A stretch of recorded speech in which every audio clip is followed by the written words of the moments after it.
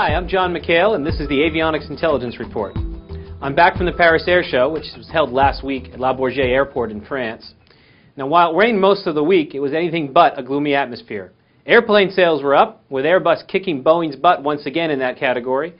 Airbus announced more than 700 orders at the show, the majority of which were for their new aircraft, the A320neo.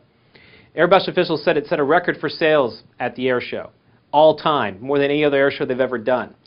It should be said that Boeing did make a splash, however, by having a 787 Dreamliner on display and announcing a few orders for it. They also showcased the 7478 intercontinental passenger and freighter models at the show. This is all good news for the aviation industry's economic rebound and for avionics suppliers as well. Honeywell Aerospace President Mike Madsen told me that the avionics retrofit market is already healthy and will continue to grow over the next few years.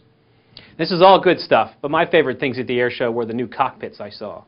The coolest concept at the air show in terms of cockpits was the Odysseus, that's O-D-I-C-I-S, Continuous Display Flight Deck, showcased by Thales up there on my right. The cockpit design has only one touchscreen display that takes up the entire flight deck and is intuitive like an iPad or an iPhone.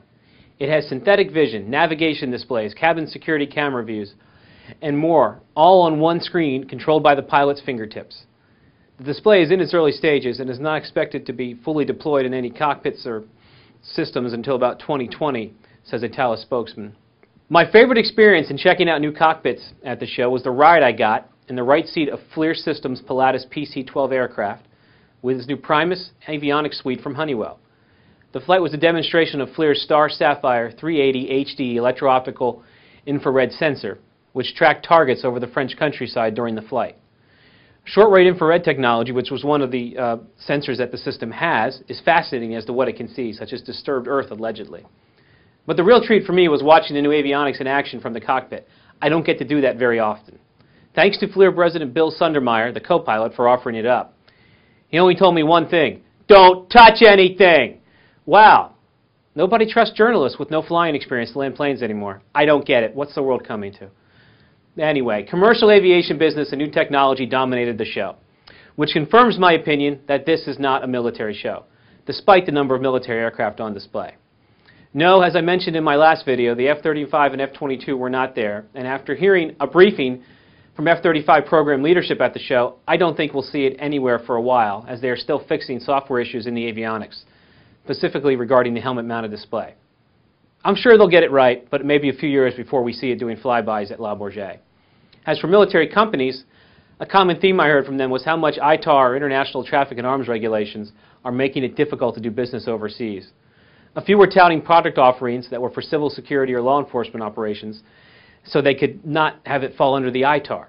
One executive told me that the ITAR isn't necessarily a huge obstacle, but is more of a speed bump than anything.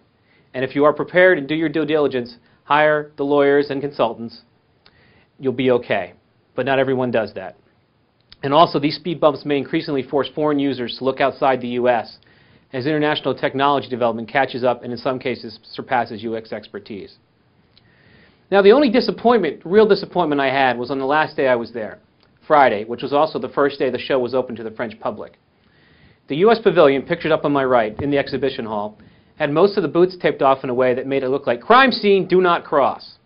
I understand the need to get home and while you're gone protect your stand from the masses, but come on guys, that is a lousy image. Also may send a little image that we just don't care? I hope not. For more on all the news coming out of Paris, please reference our Paris Air Show report page, which is also can be found under this address, bit.ly/Paris Air Show report. On that page, you can see all the content myself, John Keller, and Courtney Howard provided every day during show week. We also put it out in the newsletter every week from the show. 70 stories in all. Actually, more than 70 stories in all.